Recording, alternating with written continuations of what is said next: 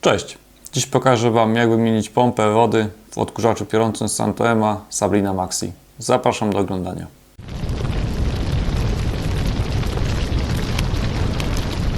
Słuchajcie, większość pomp tak naprawdę dotrze do Was w takiej formie. Jedna uwaga, tych konektorków z reguły nie ma. Są to gołe kabelki, ja już się troszeczkę pospieszyłem i dorobiłem je we własnym zakresie. Jeżeli chodzi o pozostałe elementy metalowe, tutaj na wejście do poboru wody oraz wyjście na ciśnienie, no tutaj musicie również coś samodzielnie zmajstrować. Dodatkowo zwróćcie uwagę, w którą stronę płynie woda. Jak widzicie, tutaj macie strzałki, aby po prostu nie podłączyć odwrotnie. Nie przedłużając, bierzmy się do pracy. Demontaż przedniego panelu jest tak naprawdę banalny. Trzeba wykręcić te 6 śrubek, które tutaj widzicie.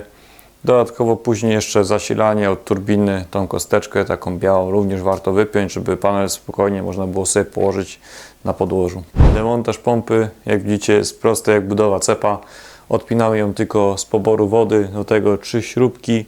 No i jeszcze została nam elektronika do wypięcia, czyli 2 kabelki z zasilania, no i uziemienie. Teraz zajmę się uzbrojeniem nowej pompy i za sekundę do Was wrócę. Tak to wygląda już na gotowo. Jak widzicie, teflonu nie żałowałem. Dodatkowo jest tutaj redukcja zrobiona na 1/4 aż do złącza żeńskiego. Pod 30 barów wszystko jest odporne, także z zapasem.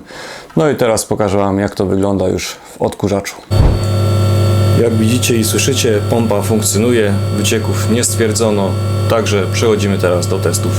Pierwszy test, jaki sobie wykonamy, to będzie przepływ wody w litrach na minutę. 30 sekund mnożymy razy 2 i sprawdzimy, jaki jest wynik.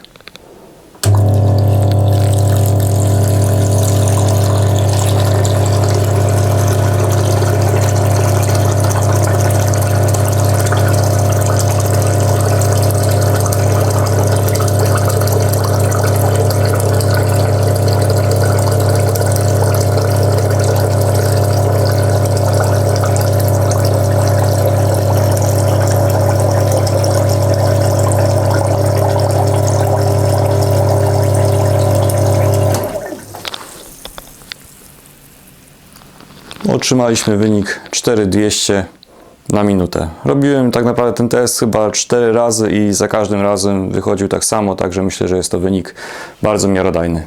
Jak widzicie, pompa generuje 150 PSI, także wynik jest naprawdę niezły. Zobaczymy jeszcze, jak to wygląda w trakcie pracy.